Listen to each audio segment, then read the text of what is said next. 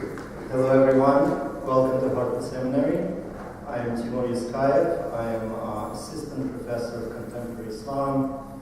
I'm a co-director of the Islamic Chaplaincy Program, and I'm co-editor of the Muslim World Journal, which we publish. I would like to welcome you all to Hartford Seminary. If this is your first visit, we all hope that you will check out our brochures and printed materials and learn about our programs, our classes, and our service to the community. If you are returning, we welcome you back, but do please check out our materials. Now, my job today is very limited. I'm here to introduce Omid Safi, who is sitting right there. I have a formal paragraph about him, and then I'll offer a very short informal reflection. Dr. Omid Safi is a leading Muslim public intellectual. Did you write that yourself? You are first.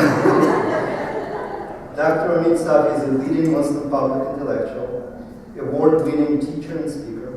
He has been a professor of Islamic studies at the University of North Carolina in Chapel Hill, specializing in contemporary Islamic thought and classical Islam.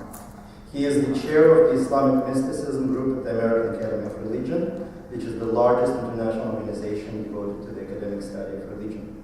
He has been nominated 6 times at Colgate University for the Professor of the Year Award, and before that twice at Duke University for the Distinguished Lecturer Award. At the University of North Carolina, he received the award for mentoring minority students in 2009, and the Citizen Teaching Award for Professor of the Year in April of 2010.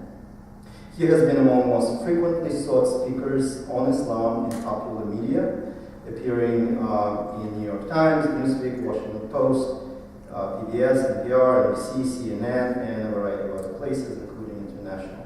He has been a frequent contributor to Huffington Post and Religion News, and he is the editor of the volume Progressive Muslims on Justice, Gender, and Pluralism, Oxford University Press, 2003, one world publications.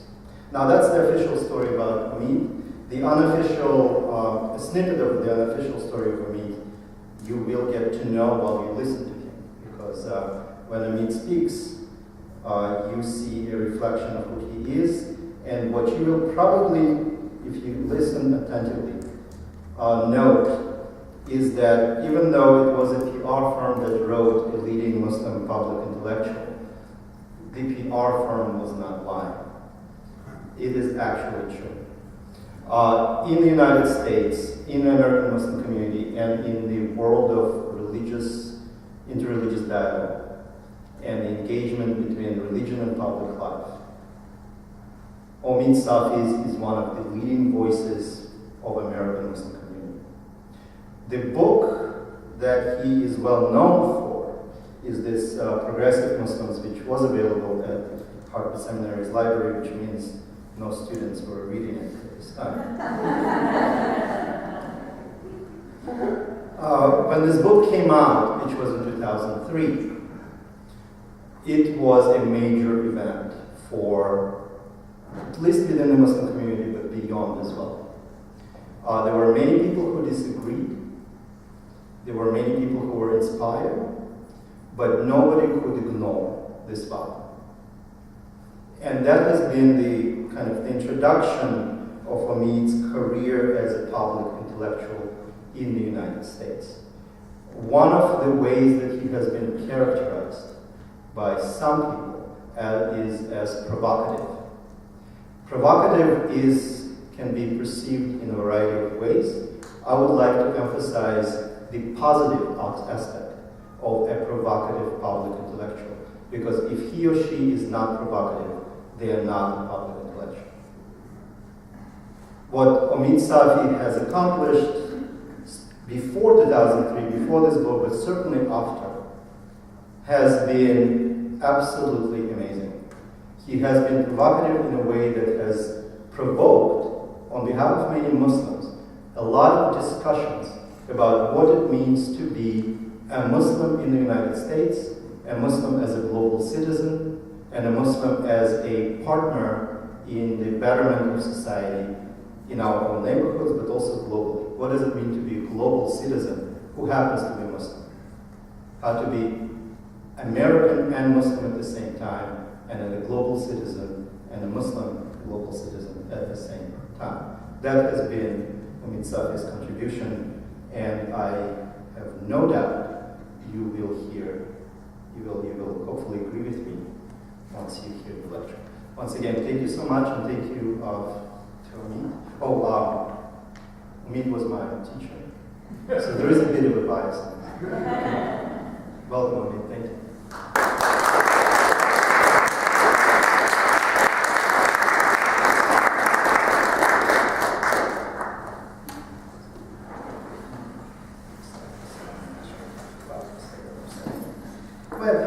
Most of us have to wait until our funeral to get to hear somebody say such kind things about us, and I just get to die before we die multiple times in my life. About once a week or so, I get to sort of sit back and go, so that's what it's going to be like to have these people come and say all the nice things and hopefully overlook all the mistakes that I keep making along the way. And I also sit there half in horror in thinking, if I'm supposed to be one of the leading Muslim public intellectuals, then what a sorry lot we must be. And may God have mercy on us, because we need help, and we need help like now. But here we are, and I have a habit of starting as many of my talks as I can remember exactly the same way. And it is not an exercise in civility, nor is it an attempt at modesty, but it's actually something that comes right out of the heart of the Islamic ethical tradition that, alongside others, continues to shape and illuminate my life, which is to begin by thanking people for the gift of your time. When you get to the point in your life that I am, and you're 7 years removed from a heart attack, alhamdulillah, and you realize that a lot of the cliches are true, and there are things in life that you can go and get more of. Right? So I used to be a size medium, let's just say a longer size medium. Books, I can give why would I? But I could give my books to my friends and my students, and I could go out and buy 5 to replace them. Time is different. Every breath that we take is one breath that we are closer to meeting our Maker. And within the Islamic tradition, there's this notion that the number of breaths in our life that we get to take is maktub. It's prescribed. And no power on earth or in heaven can add or subtract a single breath to what is intended for each one of us. So when we get a few dozen of us to gather in a room and I'm told, you've got an hour, don't suck. I think that was my technical instruction. I really do take that as an ethical responsibility. How is it that we can come together and grow together, become more aware of our already existing interconnectedness? How can we become kinder, more compassionate, eyes more wide open, and stare the beast that faces all of us, our children, and our as of yet unborn grandchildren, straight in the face? Because I tell you folks, the world is messed up. It's a difficult time to be thinking about bringing new lives into this world. It is broken because we are breaking it. The way that we live, I'm fairly certain, is not how God intends for us to live. And you can start with the most obvious, look at the environmental level.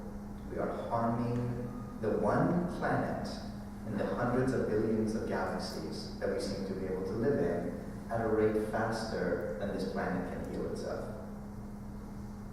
Politically, we seem to be becoming unraveled. Economically, the rate of poverty around the world is an abomination.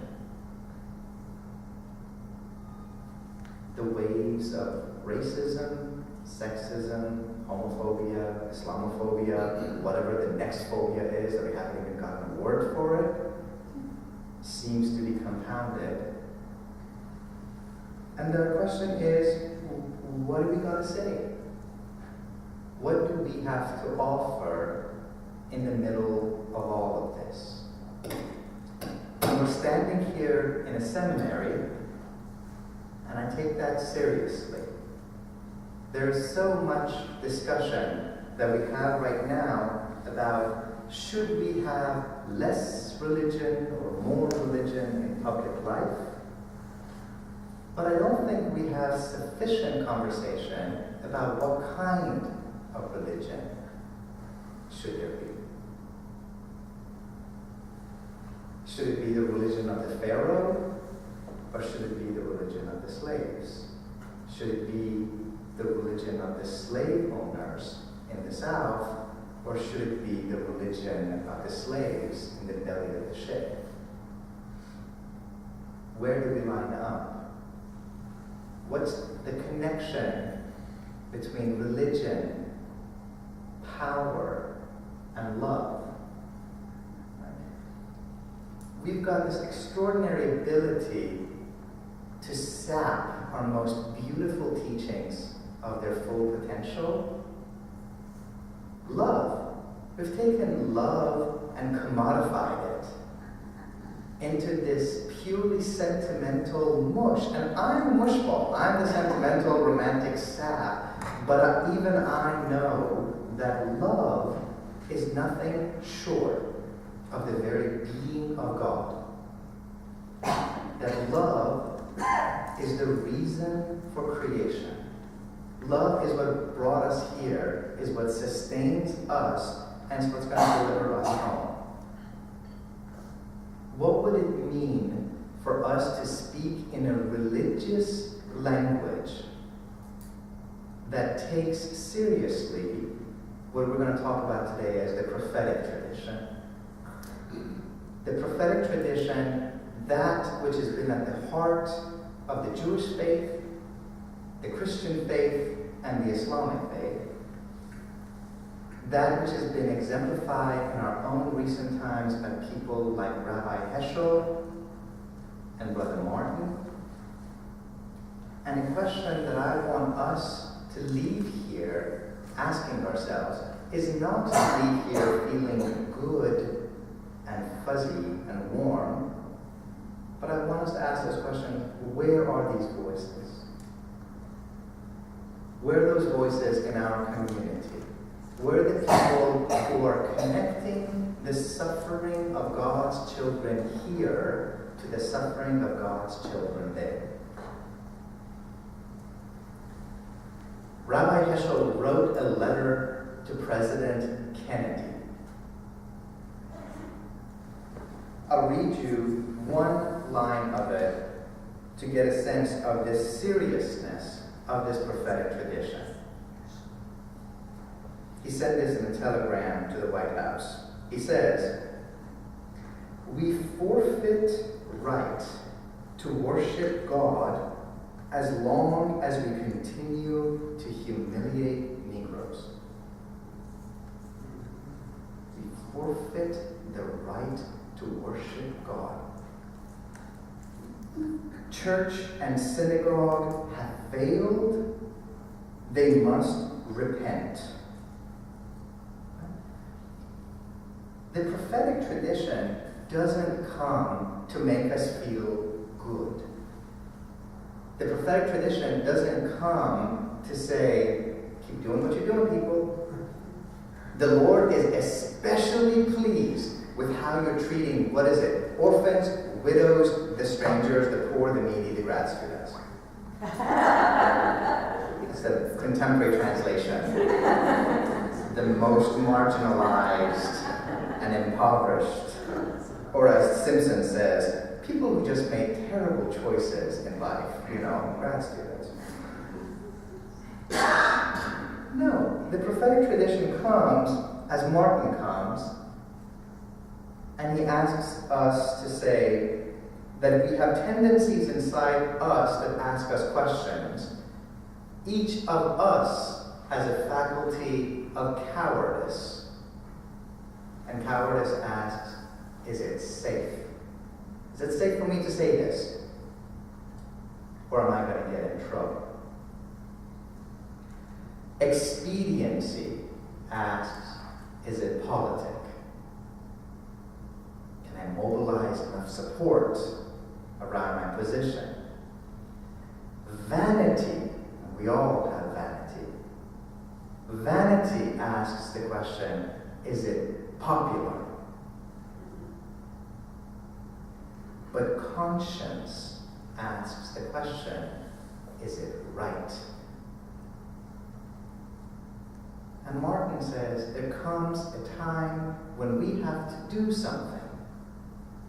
Not because it's safe, not because it's politic, and certainly not because it's popular, but because the mandate of our conscience, that still small voice of God that speaks from deep inside each one of our hearts, leaves us no other choice but to scream out that how things are now is not how they ought to be. Right? That's what Heschel says is the voice of a prophet. He says the prophet is a scream in the middle of the night. The prophet is not graceful.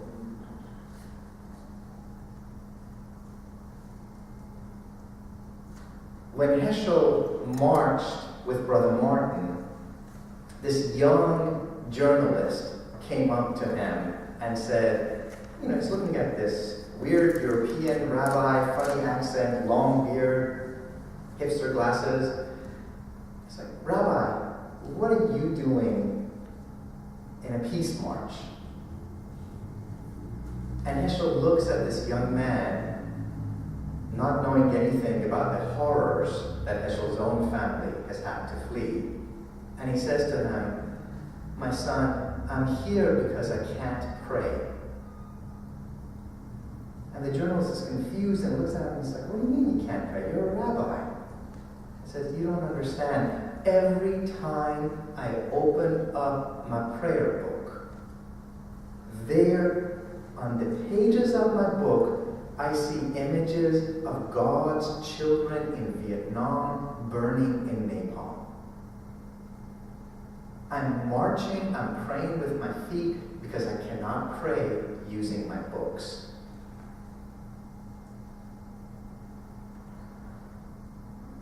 I don't know about being provocative.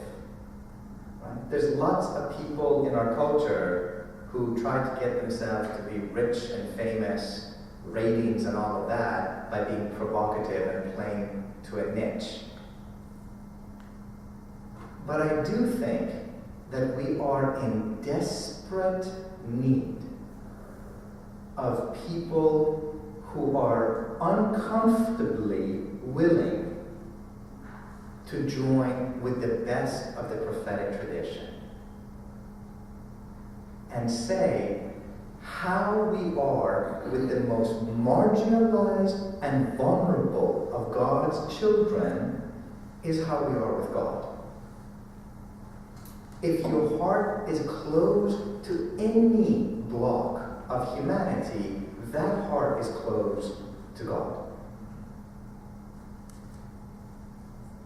Don't talk to me about your love, your obedience, your fear, your awe of the Almighty, unless you're willing to love and serve God's people. And by God's people, I'm not talking about Jews or Christians or Muslims or Americans. I'm talking about any human being who's been made in God's image, who's had the breath of God, the Spirit of God blown into them. And that's all of us.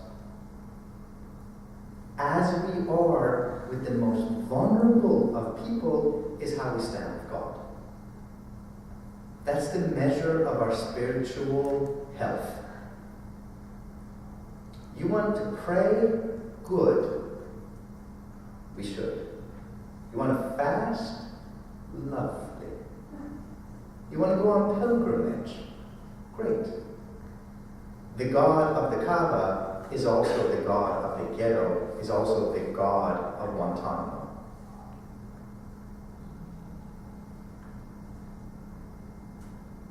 Ultimately, we are going to find the Almighty not in a temple, not in a church, not in a stone, but inside the hearts of humanity, and in particular, as all of our traditions teach us, inside the broken and suffering hearts of humanity. In almost every tradition, you find God saying, "Indeed, I am close to the brokenhearted." And we've got these paradoxical statements in the Islamic tradition, in the Christian tradition, where God says, "I was hungry and you didn't feed me. I was naked and you didn't clothe me. I was homeless and you didn't shelter me." And people say, "You are the God of the whole cosmos. How could I, a little measly creature, feed you?"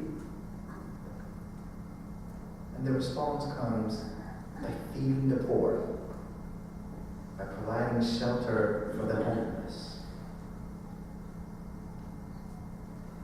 When I speak of a world that's broken now, I'm speaking of a world which is not lacking for resources. There are multiple lies, layers upon layers of lies that we tell ourselves, starting with, there's just too many people on this planet. Nonsense. Nonsense. That may be true someday, it's not true now. We have enough food, enough water, enough medicine, enough shelter for each and every single one of us. The real question we got to answer is, do we have enough compassion? Do we have enough sense of love and enough sense of justice? One of the ways that in this tradition we're encouraged to think about this is as ever-expanding circles of compassion. Almost like you throw a pebble into a pond and you watch those ripples get larger. If we are told to love thy neighbor as thyself, you gotta love yourself. You do.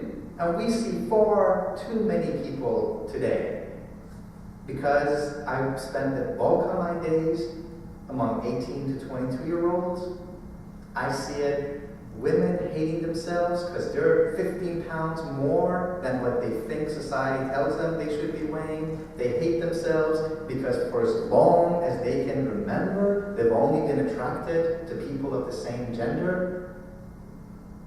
They hate themselves because their mama couldn't love them the way that they think they deserve, and their daddy wasn't there or wasn't around. This lack of love for one's own self is real, and you see that brokenness in so many of the young people. But if your circle of love ends with yourself, that's narcissism. You make that a little bigger, and you say, all right, I'm going to project the I into the thou.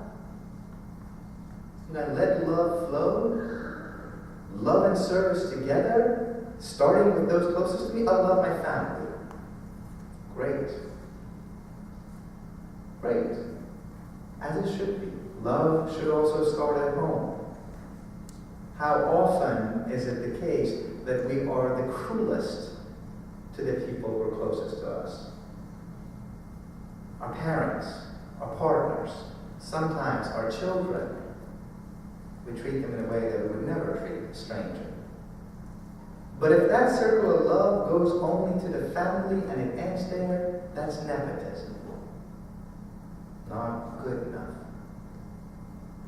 It keeps expanding and you say, fine, I'll love people of my own faith community. If I'm Muslim, got about 1.5 billion people. That's a big pond. But if somehow I think that the Lord of the 200 billion galaxies somehow loves 1/5 of the people in one of those planets more than the others, then I've got a tribal, bigoted God, and I will not worship the tribal God.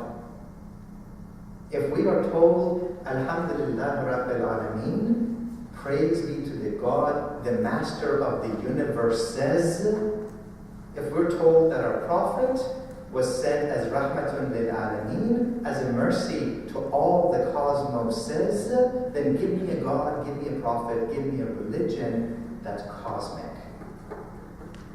Not tribal. Right? Give me a faith, give me a ripple that's bigger than religious bigotry.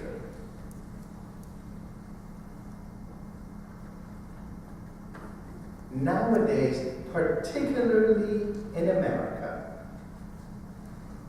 and I'm going to be a little harsh on the country that I'm born in. I can cuss like the best Southerner you've ever seen in your life. I won't do it here because we're in seminary, but I could. I'm bilingual, English and Southern. You know. How often do we hear our presidents, and even may God forgive us, our men and women of the cloth, and a speech or a sermon by saying, may God bless the United States of America. Indeed, may God bless the United States of America, and if God's mercy pauses at those imaginary, fictitious borderlines and doesn't spill on over till all of Canada, all of Mexico, all of the world community is drowning in that ocean of God's love, then I will not worship a nationalistic God. Why do we not speak back to our leaders? Every time they say, may God bless the United States of America, we say, indeed, as God blesses the whole of humanity. We've got to keep pushing, keep expanding. Ultimately, what I want to talk about, what I want to leave us with, is actually something quite simple. The older I get, the less hair I have on top. There's 14 of them left as of this morning. So be kind. If you come up to give me a hug, don't pat my head, because I want those 14 to stay for as long as they can. Is to remember that in our different traditions, whether we're coming from the Jewish tradition, the Christian tradition, the Islamic tradition, and I'm restricting myself to those three in this context, but one shouldn't stop with the Abrahamic context, that at the end of the day, love and justice are the two wings with which we fly. They're actually one and the same. This is when in 1960, college students in Greensboro sat in the lunch counters. This is what they were speaking about. That justice is love when it's in public. If you thought Cornel West came up with that, Brother West says it better than anybody else, those students said it 50 years ago.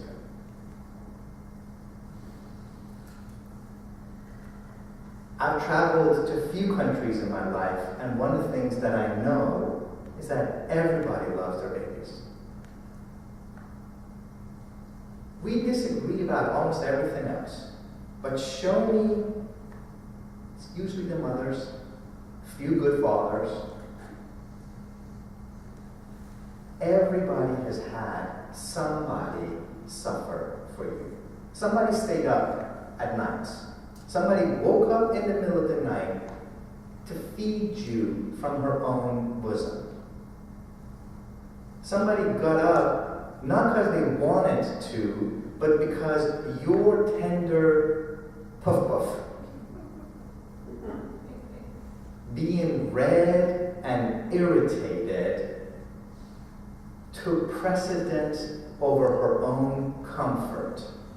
She wanted to sleep 8 hours straight, but she put your well-being, my well-being, ahead of her own ease. That's love. That's love in action. That's the answer to, of every person, there's only 2 questions worth asking. How deep is your love, and whom do you serve? Every one of us is here. Every one of us is sacred. Yes, because we're made in the image of God. Yes, because the breath of God has been blown into us. But also because somebody paid our dues. And I don't mean just Jesus, if you're Christian. I mean your mama. Or whoever did that task for you. Maybe it was an aunt. Maybe it was a grandmother. Maybe it was your dad. I've tried to be one of those dads.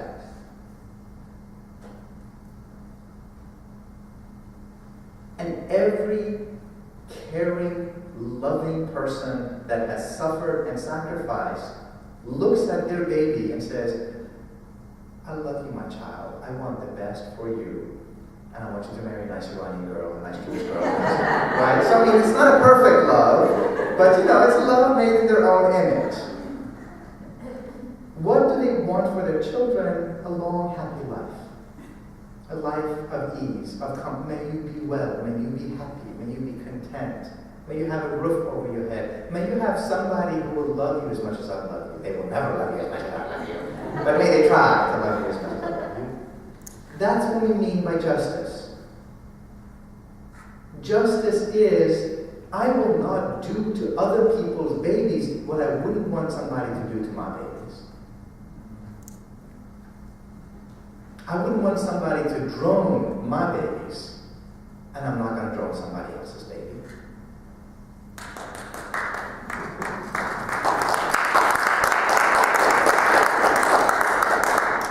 There is a vanity in me that enjoys having people clap for me. Let me ask us to pause and think about how messed up of a society we have become when we have to pause and applaud when somebody says other people's babies shouldn't be bombed to oblivion. We need help. We are not only in an economic and political and racial crisis, we are in a deep level of despair, religiously and morally, and it has nothing to do with gay marriage. It has to do with abandoning that prophetic tradition to be concerned about the least of God's children. Matthew 25, that which you do to the least of these, you do unto me. Who are the least of us? It will change from place to place. In some places, it's the poor. In some places, it's the college girl who doesn't dare walk around campus after dark because she's afraid of being sexually harassed. In another context, it's the Hispanic student whose crime was not being born on the right side of a border. In another context, it's going to be the Pakistani girl who's picking up okra in her field, and every time she hears a buzzing sound, every bone in her body trembles. We are not going to play the game of the calculus of suffering. We're not playing zero-sum games of love. We're going to insist that our hearts are as big as the cosmos, because the source of that love is the master of the whole cosmos. All we're trying to do is to connect together the concern for the most vulnerable of people here to the most vulnerable people there. Love and justice together.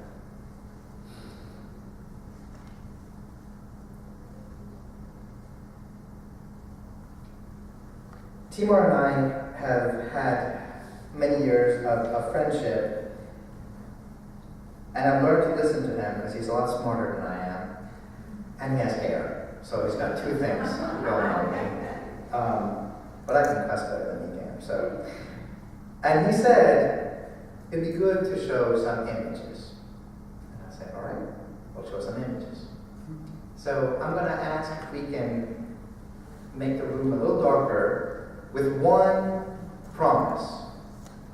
Anybody starts snoring, I'm going to put the lights back on, and then I'll keep talking. We don't want that. So, we're going to do this. We're going to start by trying to take back some of these words. We're going to try to take back the word love. We're also going to try to take back the word revolution. Revolution has lots of meanings to lots of different people, but in this prophetic tradition, in the teachings of Brother Martin, he's talking about a worldwide revolution of values, of priorities, of commitments. The way that we go about trying to heal this broken world is just as important as the ends to which we aspire. The ends that we're all going to get to can only be as noble as the method that we use. And that's an important start point. I start with this because I have 4 children. And I try to teach them, yes, about Islam, yes, about the nobility and the beauty of the Prophet, yes, about the teachings of Christ and the Buddha, but also about the multiple places that they're a part of, including the history of America, including the history of the Civil Rights Movement. And what I learned was true about my own children is also something that's true for all of my students. When I ask them, what do you know about Dr. King? The only thing that they know is this black Jesus that we have turned him into. We have made Martin into our own American Jesus. Perfect, distant, a monument, a boulevard, a holiday. And let's not forget that none of those things came about naturally, and that the Republicans fought every single one of them, every single step of the way. Gandhi has a wonderful saying that I think is particularly instructive. He says when these prophetic figures come, the first thing they do is that the power establishment, the 1%, ignore you. Oh, just leave them alone, they'll go away, they'll fizzle out. And then Gandhi says, if that doesn't work, okay, then they'll fight you. If that doesn't work, then they kill you. As he was killed, as Martin was killed, as Malcolm was killed, as JFK was killed, RFK was killed. And Gandhi says, then you win. Far be it from me to try to disagree with something that Gandhiji has said, but I will say that as that small sliver of humanity that thinks things are just fine. Things are going great. Don't need to rock the boat. The one new trick that they have up their sleeve is if ignoring you, fighting you, killing you doesn't work, the last trick is to turn you into an icon. Because an icon and a prophet are not the same thing. And for the Muslims in the crowd, I'm using prophet in the biblical sense. Don't freak out. Our prophet is still the last prophet for us. We're all good, right? We're using it in the biblical sense of somebody who urgently speaks out a concern about the least of God's people. When we iconize somebody, we elevate them, we venerate them if we have to.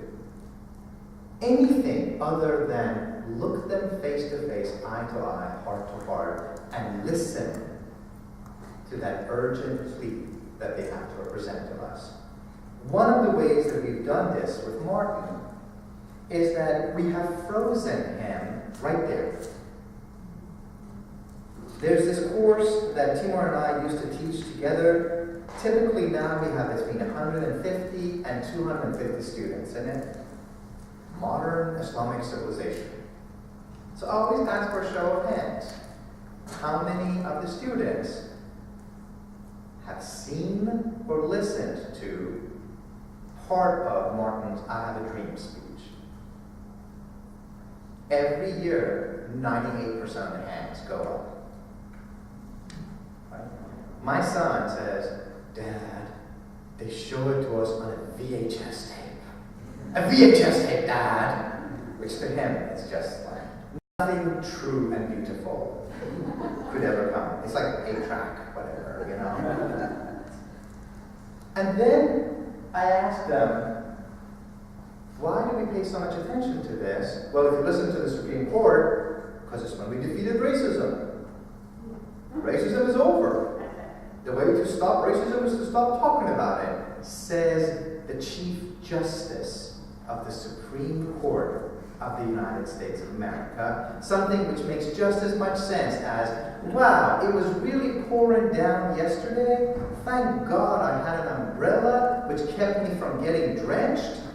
So since I'm not drenched, I guess I can toss my umbrella. It makes just as much sense as that. And in the southern states, the same states that needed those 1965 voting rights, they are doing everything in their power, and I'm speaking of my own state of North Carolina, to roll back voting rights, to make it as hard as possible for anybody who is likely to vote Democratic to vote. Students, poor people, black people, immigrants, whatever. What democracy restricts the ease with which people vote? But this is the Martin we want to remember because this makes us feel good. But a prophet is not there to make you feel good. A prophet should unsettle you. If a prophet has done his or her job, they should be a source of discomfort by reminding all of us the work that is still ahead. I start by telling my students and my own children that the march was never called Martin Luther King's March. It was actually the March on Washington for jobs and freedom. Jobs and freedom. And these are some of the main organizers. Bayard Rustin, a gay communist. Do we talk about that? And A. Philip Randolph, a 30-year veteran of labor unions. We wouldn't have had the 63 March without communists and labor unions. This is the handout that they gave people about what we marched for in 1963. access to all public accommodations, decent housing, integrated education, and the right to vote. The prophetic tradition should be asking us today, what's the state of our public housing? Why is it dilapidated? And why is it effectively segregated? Why are public schools failing? And why are they re-segregating in so many places? And the part that I want us to pay attention to is number 8, that they marched in 1963 and they demanded a living wage. $2 an hour. And you say, well, we're doing a lot better than that now. $2 of 1963 would be like $13 to $15 today. They had the audacity to believe that if a person works full-time, they should not be poor. Where are we today? We got 48 million poor people in the richest country in the history of humanity. We've got about half of all Americans that are either below the poverty line or dangerously close to falling into poverty. Half of us. It's not because we don't have the money. What are we doing with it? These are the images that I want us to recover, where interfaith work doesn't just mean sitting around the table and studying each other's scriptures. We should do that. We need to do that. We also need to march together. We need to work together, to organize together for causes that affect all of us, starting with the least of these. That's what brings Martin to Riverside. That's Rabbi Heschel introducing him in Riverside. That's when Martin, who's already won the Nobel Peace Prize, who's already gotten access to the White House, who's already gotten the president to sign the Voting Rights Act, risks all of it by standing in front of the congregation in Riverside Church and saying, I have come to this magnificent house of worship because my conscience no longer permits me to remain silent. The time comes where silence is betrayal, and for us, with respect to Vietnam, that time is now. It's that Martin, led by students who had formed SNCC, people like Vincent Harding. I just had a chance to spend a week with him, and what a pleasure that was. Who begin to say, we will never address the challenge of racism and poverty at home as long as we're sending our men to fight a war halfway around the world.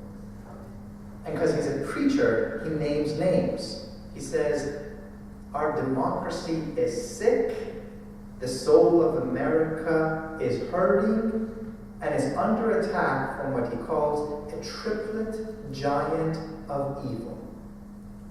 Evil. Those are strong words. And he names it. First, racism. Always racism. Second, materialism. If materialism was a concern in 1967, what does the tradition of Martin have to tell us today when the top 1% own 42% of the wealth in this country?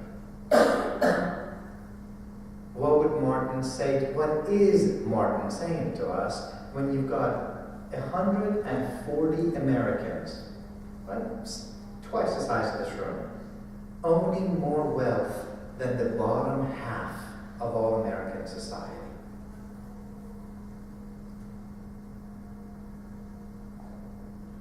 And then the third one for him, militarism. Says, I'm never again going to speak about the Viet Cong without also, and in the same breath, raising my voice against the greatest purveyor of violence in the world today, Those are his words. The greatest purveyor of violence in the world today, my own government. If that's what Martin says to us in 67, what is the prophetic tradition saying to us now, today, when we've got military bases in around 170 countries? I'm going to show you some charts, because if I'm going to make some bold claims, I better have something to back it up with. This is where we, as a nation, have used our tax dollars to be involved in military campaigns or coups around the world. It would almost be easier to figure out where we haven't been involved. You can go back to a time where an outgoing Republican president warns us against the military-industrial complex. And this was a war hero.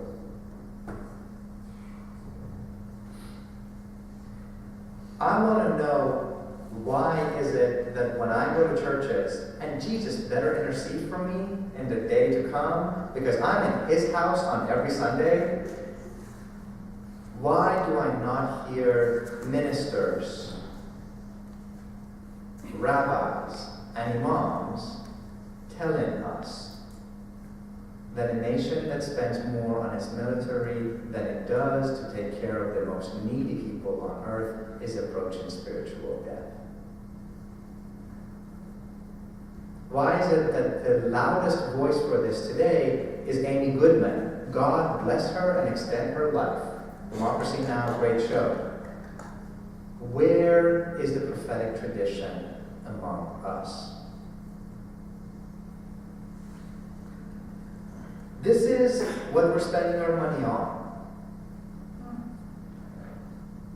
If you're wondering why our schools sucking, why we have potholes, why our public housing isn't up to par, this might just be a clue.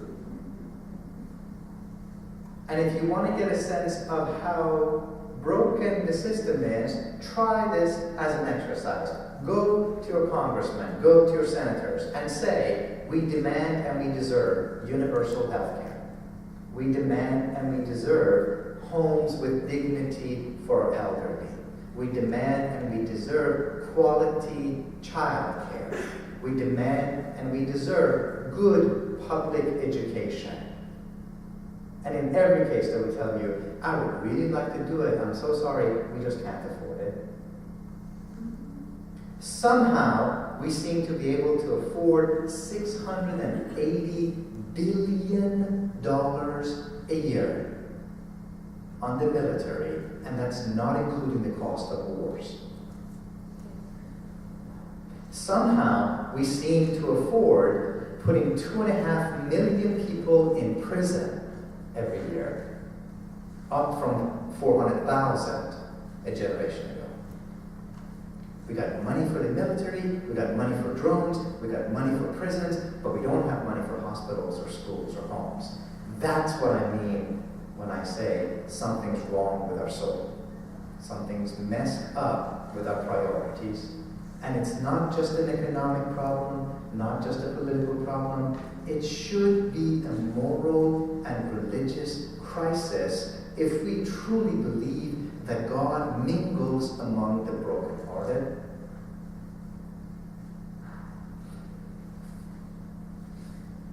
If you watched the last presidential election, you saw Obama and Romney disagree on every issue except two: our support for Israel and the fact that the United States should spend more on our military than the next 12 countries combined. What does it say when we disagree on education, on taxes, on women's rights, on the environment, but there's unanimous support for this kind of militarism? We like to think of ourselves as the beacon of freedom and democracy. Our record around the world says different. It says that time and time again we have supported dictators around the world. The Shah of Iran, that the ACLU, or Human Rights Watch, one of them, called the worst violator of human rights in 1975. There's Rumsfeld shaking the bloody hand of Saddam Hussein after we knew that he had already used chemical weapons.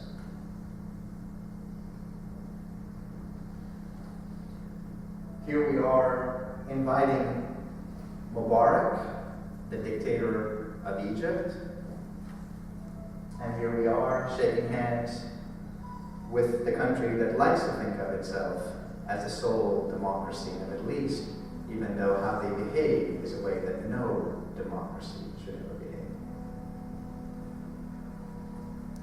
Some of what we're saying, some of how we're justifying our actions, it's an old colonial lie.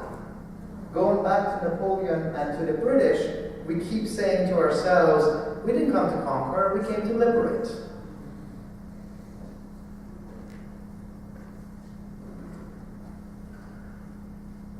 Part of what we do is to reduce an entire people to their admittedly evil and cruel dictator to make it justifiable for us to take on a savage level of bombings against them.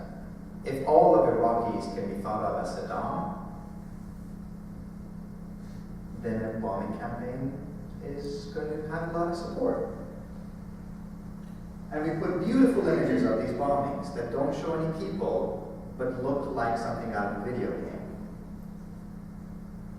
In the process of these wars, we use the kind of chemical weapons in places like Fallujah that have left a level of chemical atrocity, cancers, leukemia, birth defects, that health experts say we haven't seen since Hiroshima and Nagasaki.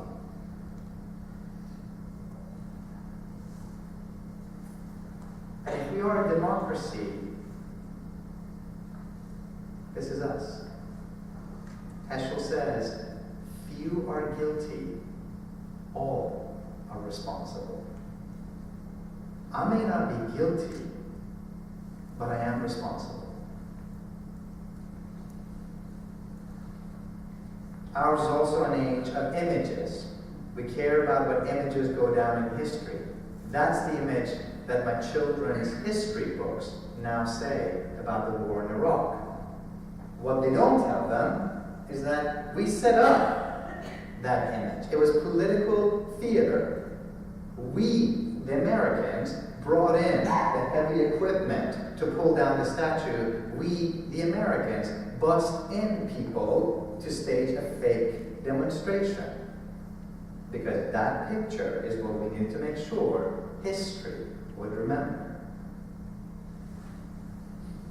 We have the President of the United States talking about having respect for the people of Iraq and for the great civilization.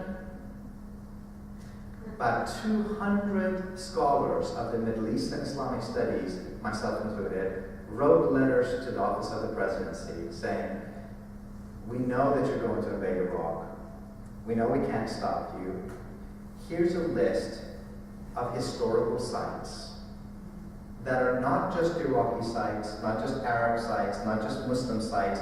These are human treasures. This is the site of the first city. This is the place that alphabet was invented. Protect them. Not because of Iraqis, but for us as a human community. That's what these places used to look like, the Iraqi National Museum. The decision of the government of the United States was to put no soldier in front of these sites, but instead protect every last oil field in Iraq. Not a single oil field was harmed during the American invasion. And this is what happened to the heritage of humanity. It was looted, and it is forever gone and destroyed. Because we are elected, and in Bush's case, unelected officials, chose to value oil more than the shared heritage of humanity. That's on us. We are responsible. Mission accomplished. These are some of what we have to be able to answer. The hundreds of thousands of lives that have been lost, the atrocities that we have committed,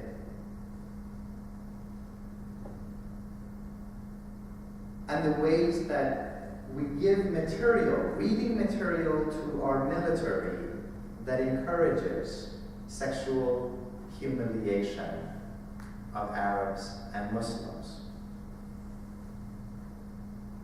The horrific episodes of Abu Ghraib prison were one of the first to come to light, but they're not the only ones. We also know of places in Guantanamo. Why are they in Cuba?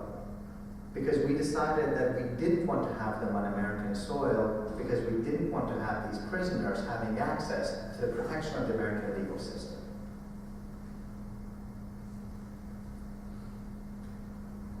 Since 9/11, we have paid for 760 adult Muslim men to be taken to this prison facility.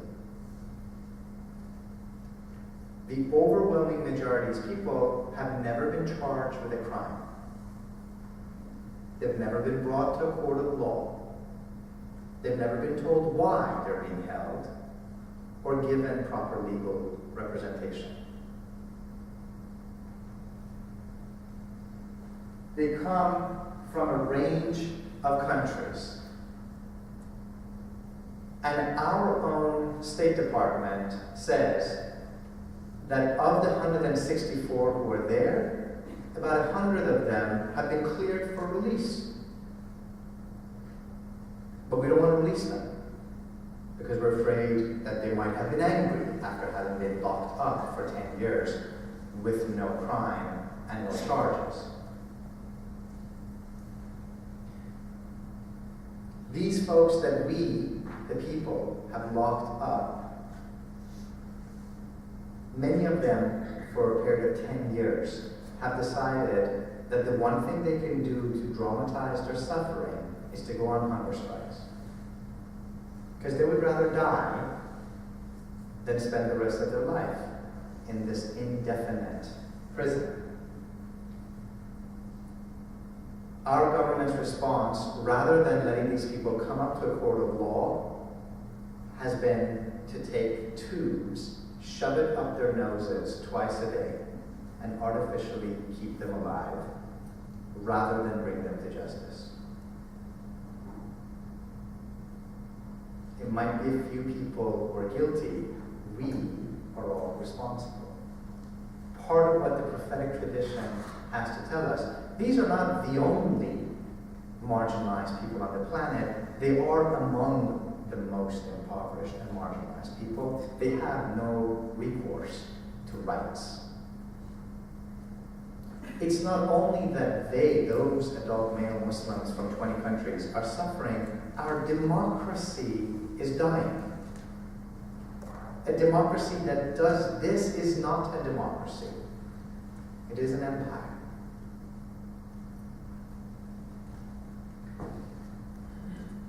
Since we were talking about drones, now in many parts of the world, this has become the issue that shapes their perception of us as a people. So that we have some sense of perspective, we have killed more people using drones than Al-Qaeda killed on 9/11. It's to the point that villages in Pakistan are now engaging in political art by dramatizing their own suffering. That's an actual little girl, that girl, who lost both of her parents to an American drone attack. And the Pakistanis blew up a picture of her saying, "When you drone us, this is who you're killing."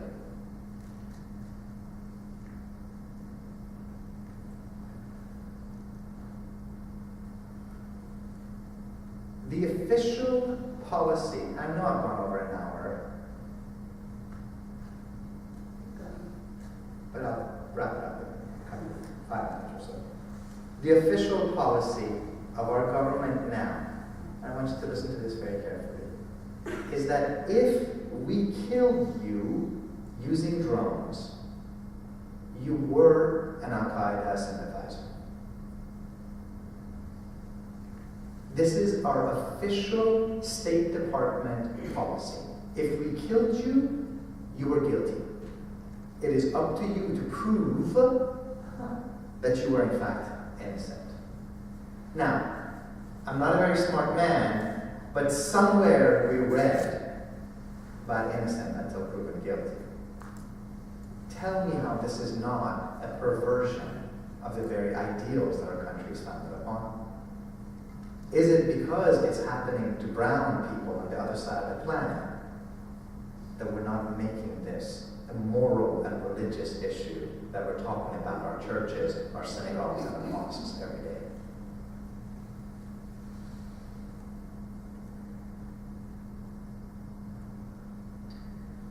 On rare circumstances, some of the people that have suffered from this have come to Washington, D.C. This was a grandmother who, for Eid, for the Muslim holidays, had gone to her yard to pick up okra. And American drones blew her up to the point that there was nothing left for the family to bury. Her family came to D.C. and held a congressional hearing. No American congressman showed up. Because if we kill you, you were a terrorist, and if you come to us, we don't have to listen to you. That is not a democracy. That is not the country that I would recognize, except in the worst of our moments.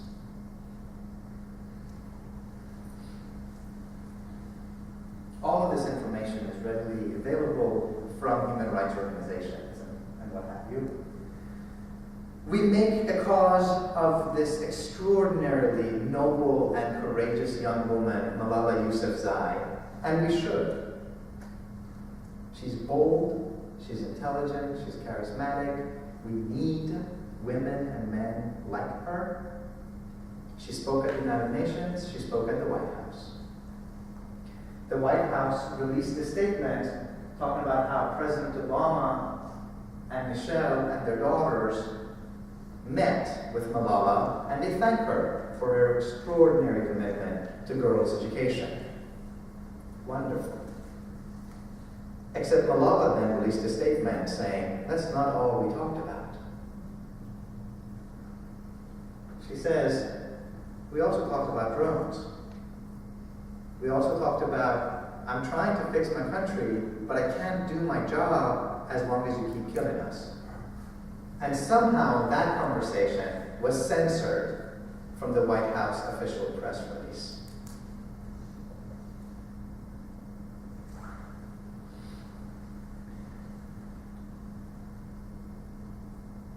Part of the concern about the impoverished and marginalized people is to actually remember what Martin told us, that justice has to be holistic, that a threat to justice anywhere is a threat to justice everywhere. I'm not asking you to care about these issues because they're happening to Muslims.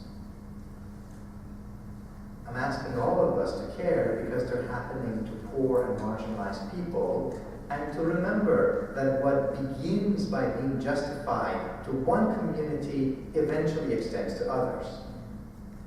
The surveillance policies that initially we were told would keep us safe from those radical, crazy Muslim terrorists now cover all of us. Think about a world in which Edward Snowden reveals these policies and he has to spend the rest of his life in exile, where Bradley Manning, now Chelsea Manning, reveals war crimes and he's put in jail for 35 years, and the people that actually commit the war crimes are walking scot-free. And you tell me, where is sanity? Where is compassion?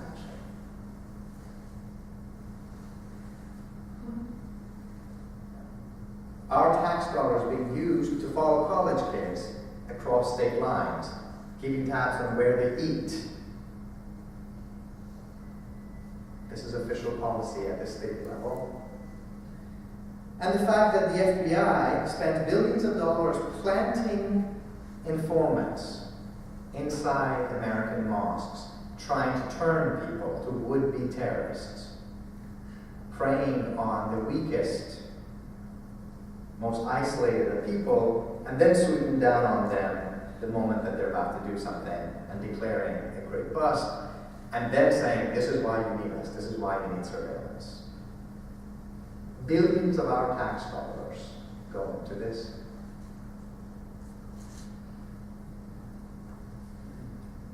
This is the voice I want us to seek. This is the voice I want us to find. And if we can't find it, then I want us to become this voice. I want us to start something extraordinary in our faith communities. Thank God we have some. We got Brother West. In my own state of North Carolina, we got Reverend Barber. And if you haven't had a chance to hear him, he's a righteous dude. And may God give him strength and open our hearts and create many, many more people like him. Part of this is daring to ask the question, if Martin were alive today, and if he is not, then the prophetic tradition is, he wouldn't be in the DC monument. He wouldn't be in the 50th anniversary celebration of the March on Washington that made no mention of drones. He was a man that when he was killed was younger than I am today, and risked his popularity, knowing full well that he was going to lose it. When Martin was shot, 72% of all Americans disapproved of him. 55% of all African Americans disapproved of him. The NAACP disowned him. But there comes a time when we have to do what conscience and that still small voice of God tell us is right. And I'll end with something very, very simple, which is part of what all of this is about, is calling us to go back to some of the true meanings of our creed.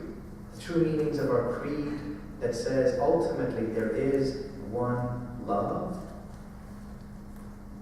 that the love of God and the love of people mingle together, that there is one path to God, and it's called humanity. And it's also reminding us that somewhere we read in a document that nowadays we trample on, we the people, in order to form a more perfect union, and then what's the very next thing that comes after it? Establish justice. Thank God it didn't say in order to establish a perfect union, because God knows we've never been perfect. We weren't perfect when there were slaves. We weren't perfect during the genocide of Native Americans. We weren't perfect during the treatment of women. We weren't perfect during the treatment of the Irish and the Mormons and Jews and Muslims and Hispanics and gays, and need I go on, in order to form a more perfect union. Establish justice.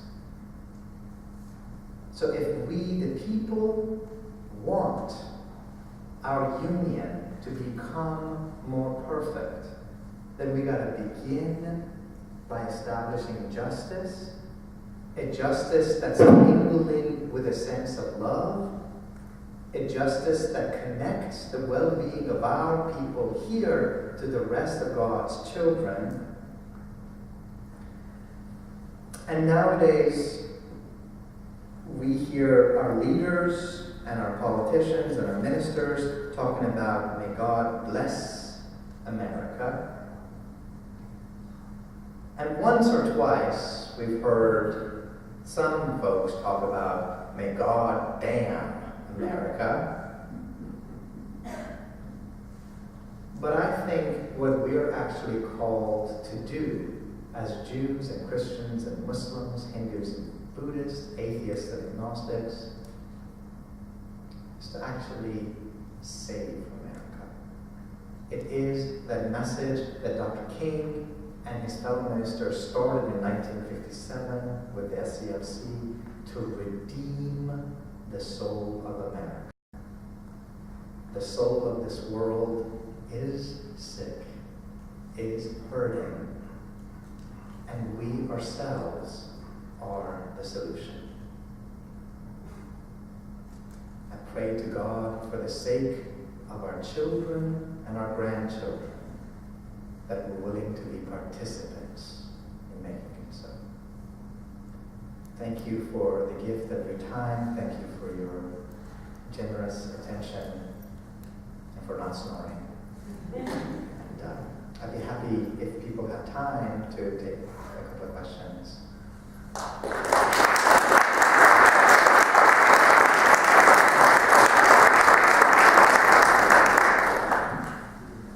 Yes, sir. I think you gave a very realistic presentation. I think about this a lot. I wonder what it is that one can do as an individual in order to have some sort of an impact on changing what we are. That's the question. I think the political situation going out and voting for the Senate and voting out, but yet that's really not true, because then they're consumed by the dollars, and the churches are not doing it. So what can an individual do? A lot, and not enough. A lot in the sense that almost all significant social movements and religious movements started out with the conviction of one individual who created a ripple that expanded. I'm also mindful of the fact that we do live in an age where we are constantly told, you are weak, you're alone, you better be scared, you're insignificant. Don't stand against the machine of the Koch brothers or Sheldon Adelson or the lobby groups and whatever. We can't compete with them in terms of money. We can't compete with them in terms of influence. But because I am a child of Martin, I take it very seriously that the one force that we do have is soul force. And that is a force that will make walls crumble. Because ultimately, no lie can last forever. And what we're being sold is a tyranny of the few, unelected, over the majority. It's a system bound to crumble. I just happen to love the potential of this country too much to see it go down the drain. I asked that same question from Vincent Harding, who wrote actually Dr. King's Riverside Church speech, right? A man who's now 82 and has been active in, I called it the civil rights movement, and he corrected me and he said, my dear brother and co-worker and son, said, we never called it the civil rights movement. I was like, oh, crap. I said, what did you call it? I said, the only name we ever gave it was the freedom movement. And he said, this is why it was so easy for us to connect our struggle as black people to the struggle of Asians and Latin Americans and Africans. Because when we went there and we saw what they were doing, they also were struggling to be free. And we said, we're trying to be free, you are trying to be free, we are one. And his answer was that the best that we can do these days is to work on establishing a multiracial, multi-religious democracy. Far more than simply changing our theology, simply speaking out of the concern of one group, it says we actually need to address the potential of this democratic experiment, which he sees as being under threat. So, Citizens United, the McCutcheon versus the FEC kinds of court cases, which are unleashing the power of corporate and individual control over our democratic experiment. That's where I would say what we can do, what you can do, is to connect your concern, your love, your sense of justice and outcry to other people's. And also to be realistic enough to know that the system didn't break overnight, and it's not going to get fixed overnight. Maybe none of us will get to live long enough to see it, but maybe that our children have a chance to. Last question. Oh, yes. It's a nepotism. So you had a quote, said something that sounds good. We are not going to play the game of the capitalist suffering. We are not going to. I said that. You said it. That's good. Beautiful. I like that. It brought me, and you talked about drones, and you reminded us about the policy about drones. The current policy as it stands, as it was presented to us recently, is that the person who makes the ultimate decisions about when and whom to kill is the President of the United States, Barack Hussein Obama. Yep, every Tuesday morning. Now, I believe that Barack Hussein Obama, and I use his full name, why not? I believe he's a good human being. I hope he is, right? He comes from a church tradition that traces its influence to MLK. He mentions it quite often. I believe he's a nice guy. But what he is engaged in is the capitalist of suffering. Every Tuesday, as you say, he decides he's the calculator on which suffering he will inflict at this particular day. But that also tells me that if you extend beyond that, is that politics per se is not the origin of the capitalist of suffering. Then the question is, should or even can people who are religious be even engaged in politics, since politics is all about the capitalist of suffering? Great question. Great question. So, one of the In other things. words, let's just stay out of this. Yeah, no. No. And there are lots of ways of not staying out.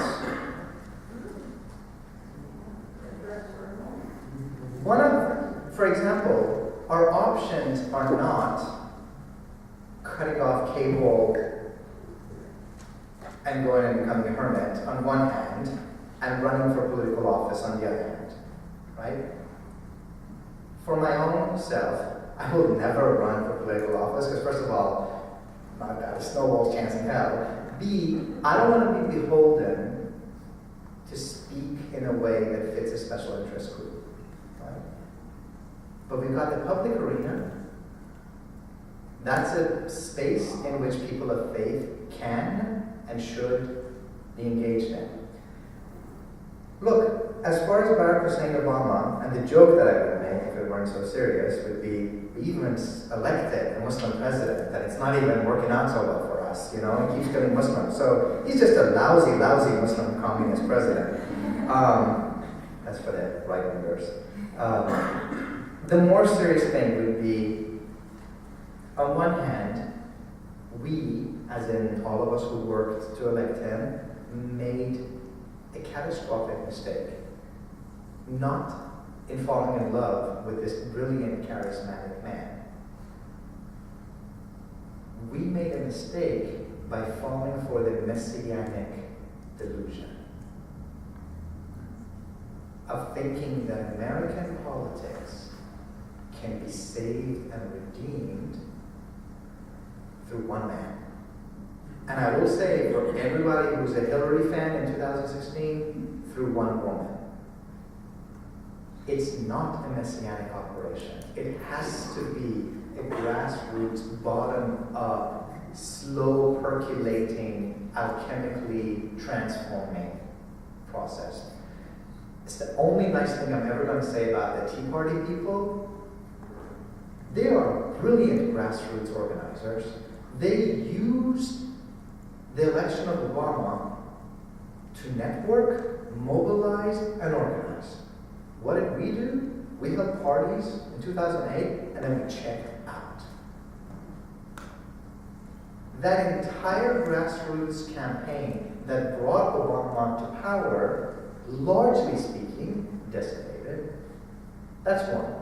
The second thing I will say is, I don't believe in exceptional nothings. I don't believe in exceptional religions. I don't believe in one chosen people, one divine incarnation, one special community in the middle. I don't believe in most favored, manifest destiny, nothing. I don't even believe in exceptional people. Every single person that I know, starting with this great sinner, is a percolating mess of beauty and ugliness. That's every single one of us. The only thing other than the Almighty, and of course the prophets, that I have my faith in is not exceptional religions, not exceptional nations, not exceptional individuals, exceptional moments where we put our love and service towards a fellow human being. And if we are blessed, we get to put another one of those moments right after that, and maybe another, and maybe another, until it becomes a habit, until it becomes a discipline of the heart, until that love becomes a path, until we begin to say the way that the great sages like Rumi said. It's probably one of my favorite poems. It says, "You and I should live as if you and I never heard of a you and an I." That's the kind of love that I want to get to. I'm not there yet, but I want to get to it. I come close to it with my 6-year-old girl. I fail with my teenagers. I want to FedEx them to some other planet and have them return to me when they become human again. But with my 6-year-old girl, I think I'm actually very close to that. When it comes to the president, he's not exceptional.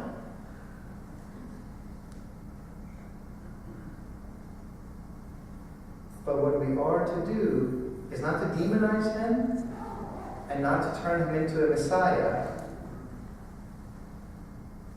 but actually evaluate people on the basis of the actions that they're committing. And you and I know that if it was Bush and Rumsfeld droning 3,000 of God's children, every liberal in this country would be on the street. It should be no different for the fact that it's Barack Hussein Obama, because he's still killing God's children. And if I can't stop him, then every Tuesday morning, there should be a chorus loud enough from every church, every mosque, every temple, every school saying, "Mr. President, I may not be able to stop you, but not in my name and not in our name will you kill the least of God's children." Because your "we" doesn't include us. As long as you're killing, I'm not a part of your we. And I do believe that there is a moral force that eventually succeeds. I have to believe that. I have to believe that light is more powerful than darkness. Amen.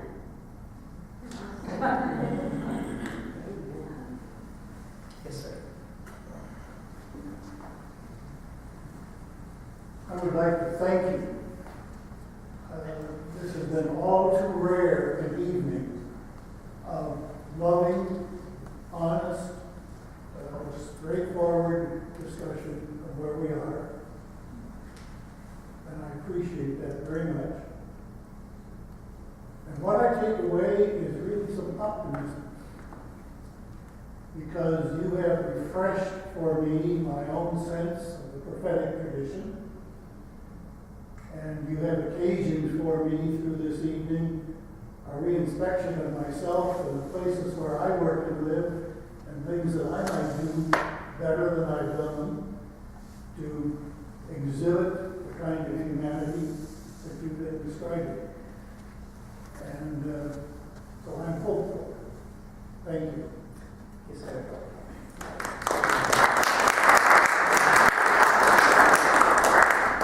You know, Desmond Tutu, who's one of my great heroes in life, and I sometimes think about if I think my life sucks just because, you know, the FBI and the NSA are following me around and I get a few hundred pieces of hate mail every week. I think about his life and having lived under apartheid, and I think about the ways in which he accomplished something that I still need to work on every single day, which is how do you view not evil people, because there are no evil people. They're just mixed up bundles of confusion and goodness and love and apathy. How do you confront that and experience it and yet not give in to the bitterness? Because that's the one thing. What is your name? My name? Yes, Tom. Tom? That's the one thing, Tom, that I know from my own experience to be true in life, is that anger is cheap. And we as a country have now become so polarized and so fragmented that half of us can run to Fox News and half of us can run to MSNBC or Democracy Now! Or whatever, and we can each hear the echo of our own convictions and be outraged. Outrage is cheap, but I know that it doesn't transform people for the better. Love does. Faith does. And this is what Tutu says, is that, you know, hope is faith in things unseen. It's when you take your first step on a stairway that bends and you can't see where it ends up, but you keep climbing. After all, we're asked to have faith in a God who is an unseen God. But Heschel says that the best of the prophetic tradition makes the invisible audible. And that moment where the concern for God's children connects us again to the one that brought us here,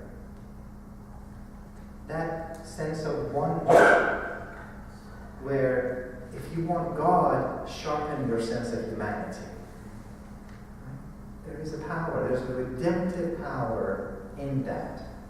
And what I think we all are looking for is a sense of becoming more fully human through our connections with each other.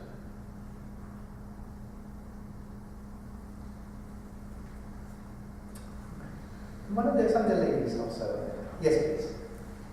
I'm wondering if you would permit me to make an announcement about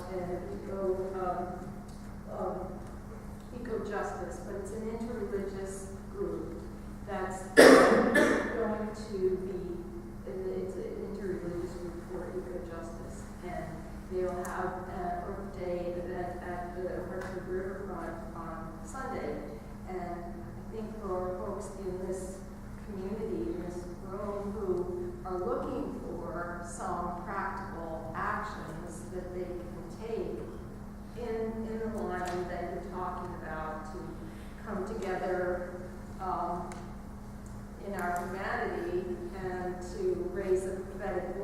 or issues such as these, and of course the issue of climate change. This is a local group, and we hope that folks can come and participate in the Earth Day event. There will be plenty of fun, food vendors, magicians, storytelling. There will be fun in the midst of it. And I've been involved with one particular tent that's called the Green Neighbors Tent, where we will be giving out information about energy efficiency and composting and gardening methods and ways that we can become a more green and sustainable environment around here. Wonderful. Well, thank you. Maybe if I could ask you to stick around, and maybe at the conclusion, people have questions, they can come up to you. I'd be happy to. Wonderful. Thank you very much. Thank you. There was one other lady that I said, yes, right there. The second row. Yes, hi, my name is Christine. I love what you have to share. I hate hearing it. I hated looking at some of those pictures. I wish it weren't true. I know my friend Fatima has been telling me for a long time about the drones, and I said, well, at least there aren't pilots in them, and I've been way off base. I didn't see that and didn't know the statistics, so thank you. It's painful. But I want to say this, we are a democracy. We can make it work. We don't have to run for office, but at least support the bills about incarceration. Support the bills about, mental health. Right now in Connecticut, these things are, being voted on this week. I mean, it might be a broken system, but we don't have to abandon it. I think we can make it work if we can get the information out and gather up enough strength and not just sit in, I'm going to use this word that my father always said I was doing, meditate on your belly button instead of getting off of your butt and doing something about what's going on. And I think in all of our traditions, this word redemption is so resonant and is so powerful. And since, here we are in a seminary that has its origin in a Christian tradition, just let us remember the fundamental symbolism of something that used to hang criminals and thieves on, now being seen as the great symbol of redemption of humanity. If that can be redeemed, so can an imperfect democracy, a noble Enlightenment idea that mingled also with Native American genocide and the slavery of Africans and the lack of recognition of women. These are redemption projects, all of us are. Yes, ma'am. I just want to mention that the Parliament of World Religions has just produced a webinar called Lessons Still Unlearned. And it's talking about the fact that there are too many of us who are bystanders still as evil things are happening. And I want to recommend that it underscores much of what you've been saying and would be a good vehicle for people to contact the prominent to try and get access to that video that was the webinar. That's great. Thank you so much for sharing. Could you just repeat what you said? The Parliament of World Religions has a webinar on resources for people becoming involved in the healing and addressing issues at a global level through their own particular religious traditions. Yes, sir. If you allow me, I would like to take you back to what my professor said about the catalyst of suffering. It's really hard for a person like myself to think that I will not use the catalyst of suffering when I suffer from that catalyst every single day. When that catalyst is being used for my oppression every single day, it's when I raise my voice, try to say I am being oppressed by the catalyst of suffering, I am oppressed even more. I'm called names, I'm being labeled, And I would love to be as optimistic as you are. But my suffering, from the calculus of suffering, I don't know what to do with. I don't know what to do with. I would love to be as loving as you are, but I'm not. I am both ashamed of saying it, and I'm not ashamed of saying it. Because I think in a period of history, come a point in time where the March on Washington is no longer enough. When the peaceful march is not enough. There will always, in the history of time, comes a period when we are so oppressed by the calculus of suffering that we have to stop. I would love to love my enemy the way you are describing, but that calculus is waking me up every day, reminding me that I am not able to do what what sounds very beautiful to my heart, but this mind here, this old gray head of mine, says you are still suffering. Yeah, thank you.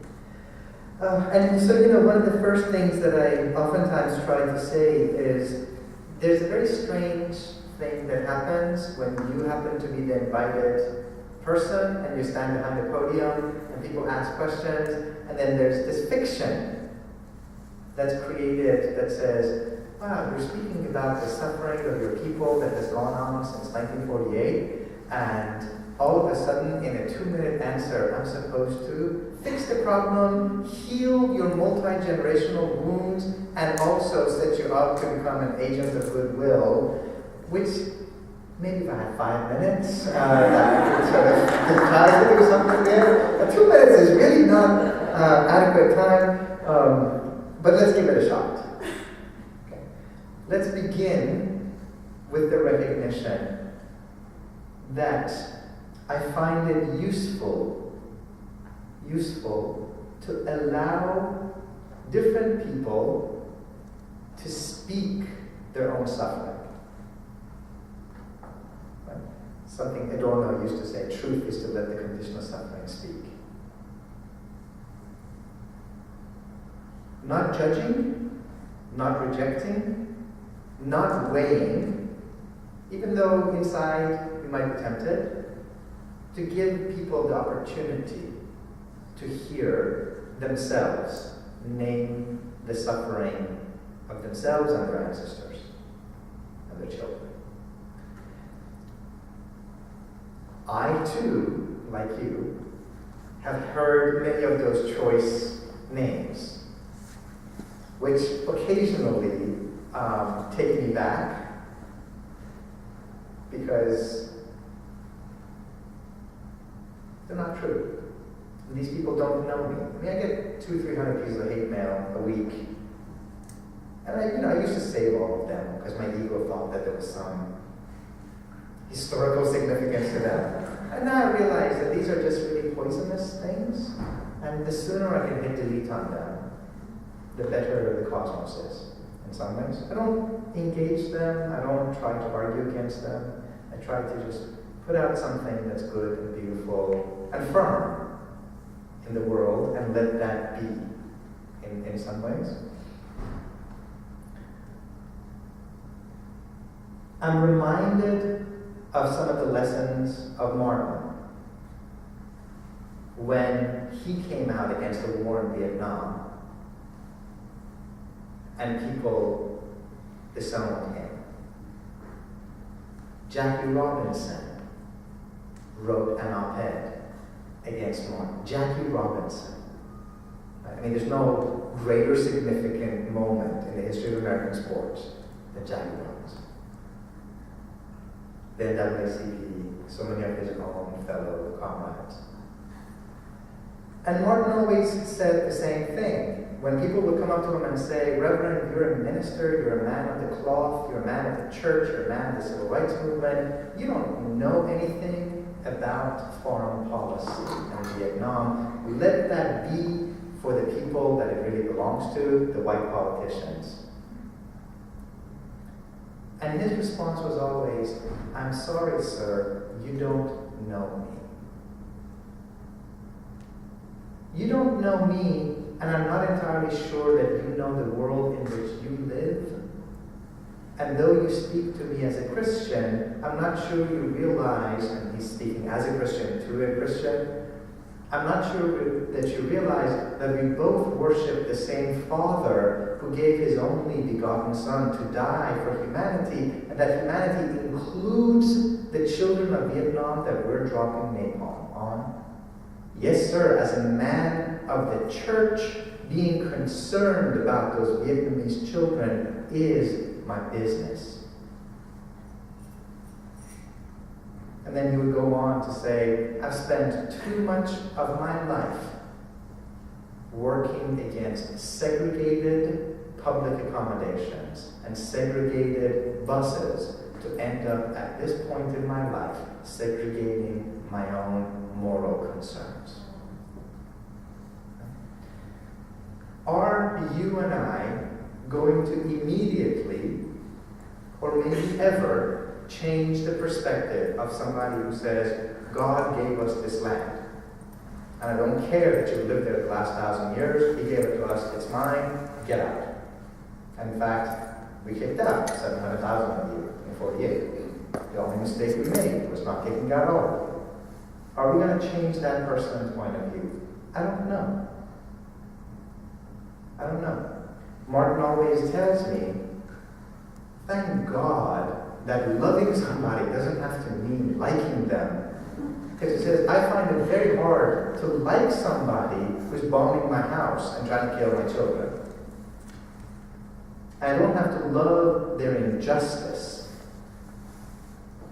But I can still be concerned about their well-being and say, I wish for you freedom from this largely self-created sense of mental anguish that you live in now. I wish for you to be liberated from your own tyranny. The experience I've had, and we're working against the current here, what works, what 90% of decent working people in this country, in every country, respond to would be, if you go to them and you say, what would you think of a system where, based on your ethnicity, one group of people get to drive on highways and the other people get to drive on a dirt road having to stop every mile for a checkpoint? People would be like, heck no, I wouldn't put up with that. What would you think of a system where, based on your ethnicity, some of you could own houses, the rest of you couldn't? I wouldn't want that. What would you think of a system where, based on your ethnicity, some of you could serve in the military, the rest of you couldn't? I wouldn't want that. Right? And actually appeal to people on that level, on the level of common decency. And then you've got to have something to offer them. The solution to an ultra-Zionist Israel is not an ultra-Palestinian state. It would actually be a secular democratic state where every Jew, Christian, Muslim, atheist, man, woman, and child has access to exactly and identically the same set of rights.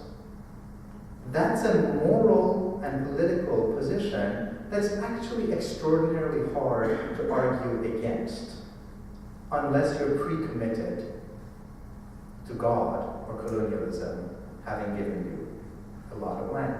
And at that level is where I still hang on to hope. Thank you. I just have one last question. Yes. I'm wondering how much you mentioned that people are using God as an excuse to drive out Palestinians from their homes. And since that is possible and it's being done, what does one do with scriptures that allow such an interpretation? Should we just constantly take it